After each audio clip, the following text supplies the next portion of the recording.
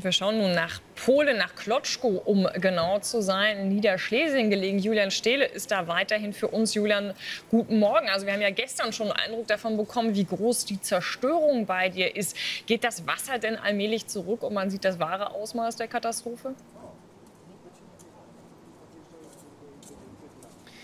Ja, genau. Hier in Kloczko geht das Wasser tatsächlich zurück. Wir stehen hier auf dem Marktplatz. Ich kann das ja mal zeigen. Die Kamera kann einmal da hinten hinschwenken. Auf dem Marktplatz haben einige Personen mir gesagt, sieht es aus, als wenn eine Bombe eingeschlagen wäre. Tatsächlich ist auch alles zerstört. Und jetzt sieht man hier schon, wie die Leute aufräumen, den Müll aus dem Haus holen. Und die Feuerwehr ist jetzt hier im Einsatz, um weiterhin an der Gas- und Wasserversorgung zu arbeiten. Denn die ist hier im Ort tatsächlich jetzt schon seit mehreren Tagen unterbrochen. Die Altstadt hat keinen Strom, die Altstadt hat kein Wasser. Und das macht es natürlich sehr, sehr schwierig. Die Pegelstände gehen zumindest hier zurück. Aber im restlichen Teil von Polens sind die Pegelstände immer noch sehr hoch. Man muss sich ja vorstellen, hier wo ich stehe, stand das Wasser über 2 Meter. Man kann hier mal hinscrollen zu diesem Schild, wo Kosel steht. Genau wo Kosel steht, da war die Wasserkante. Und insgesamt hatten wir hier eigentlich 6,84 Meter. Das ist quasi der Höchststand gewesen. Und das ja, ist schon sehr, sehr imposant gewesen, wenn man das hier gesehen hat. Alles war überflutet. Da müssen wir jetzt mal schauen, wie das hier quasi in den nächsten Tagen weitergeht, ob noch mal Wasser kommt. Julian, aber wird denn bereits von Entwarnung gesprochen? Denn wir wissen ja, dass in Polen, auch in deiner Region, dort mehrere Staudämme gebrochen sind.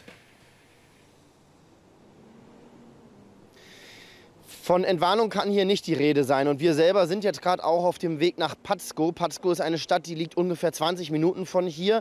Und da sind tatsächlich mehrere Stauseen. Die Situation ist unübersichtlich. Wir sprechen eigentlich von 4 Stauseen in der Region Patzko, 2 unmittelbar hintereinander. Und da kam gestern schon die traurige Nachricht, einer dieser Stauseen ist schon gebrochen. Das bedeutet jetzt, das gesamte Wasser aus diesen beiden Stauseen drückt jetzt auf die Staumauer direkt vor Patzko. Und der Bürgermeister, der hat in Patzko jetzt schon eine Evakuierung angeordnet, weil auch dort schon Risse und kleine Schäden am Staudamm zu sehen sind.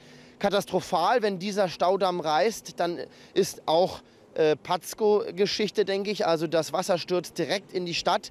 Und ein paar Meter weiter ist eine andere Stadt. Und auch dort ist wieder ein Staudamm gebaut worden, um sozusagen das durchfließende Wasser aufzuhalten. Aber wenn man sich das vorstellt, 2 Stauseen, die ineinander fließen und dann bricht die Staumauer, dieser Druck, diese gewaltigen Millionen Liter Wasser, die drücken dann auf die letzte Staumauer.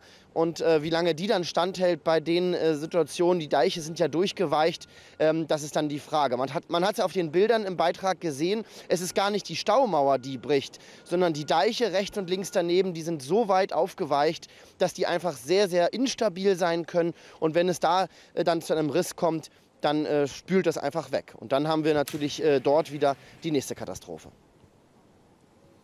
Julian, du wirst das Ganze für uns weiter beobachten und wir werden dann natürlich zu dir nach Patzko schauen, wenn du dort angekommen bist. Danke erstmal für diese aktuellen Informationen.